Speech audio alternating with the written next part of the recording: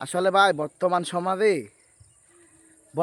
সমাজে ভাই বিপদে পড়লে বোঝা যায় আসলে দুনিয়াটা কত। আসসালামু আলাইকুম, সবাই কেমন আছেন? আশা করি সবাই ভালো আছেন। ভাই আজকে আপনাদের সাথে একটা দুঃখের কথা শেয়ার করি। আসলে ভাই বর্তমান সমাজে ভাই বিপদে পড়লে বোঝা যায় আসলে দুনিয়াটা কত কঠিন। আপনি যখন কোনো একটা বিপদে পড়ে যাবেন তখন আপনি হাড়ে হাড়ে টের পাবেন দুনিয়াটা কত কঠিন। গত কয়েকদিন আগে আমার ফেসবুক পেজটাতে আমি 3 দিন আগে একটা ভিডিও আপলোড দিয়েছিলাম। প্রচুর পরিমাণ ভিউজও দিছে, ভালো ডলারও দিতেছিল। কিন্তু পরের দিন রাত্রে ফেসবুক দেখি আমার মনিটাইজেশনটা নিয়ে গেছে। সকালে ঘুম থেকে উঠে যখন নোটিফিকেশন চেক করি তখন দেখি ফেসবুক আমার মনিটাইজেশনটা নিয়ে গেছে। তখন মনে হলো যে মাথার উপরে আকাশ ভেঙে পড়লো। তখন চেক করলাম কী সমস্যা। কিন্তু যেটা দেখলাম যে ভিডিওটা ছাড়লাম ওই ভিডিওটা একটা ফানি টাইপের ভিডিও ছিল। ওই ভিডিওটার কারণে ফেসবুক আমার মনিটাইজেশনটা নিয়ে গেছে। সেটা ফেসবুক কিন্তু রিমুভও করে দিছে।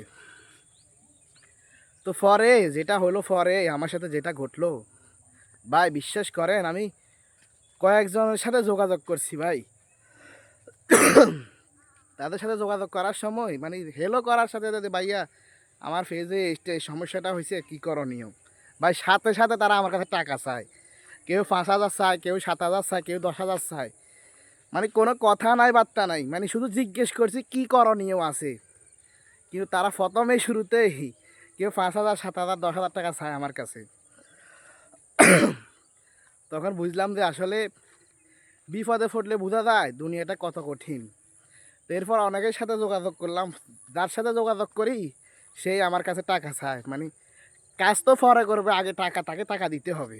এখন আমি যদি তাকে আগে টাকা দিই আমার কাজটা সে করে দিতে পারবে এরকম কোনো গ্যারান্টি আছে?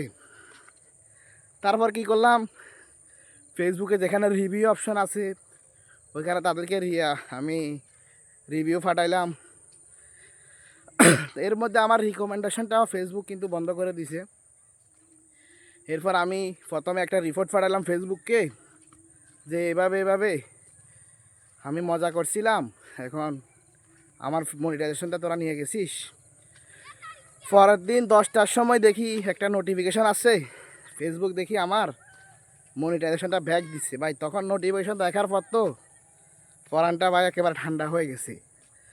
তো ভাবলাম এরপর তারা বলতেছে তাদের মিস্টেক হয়েছে, তাদের টেকনোলজি একটু সমস্যা ছিল, এই কারণে তাদের মিস্টেক হয়েছে। পরে আমার রিকমেন্ডেশনও সমস্যা ছিল, রিকমেন্ডেশনের জন্য আমি রিপোর্ট পাঠাইলাম।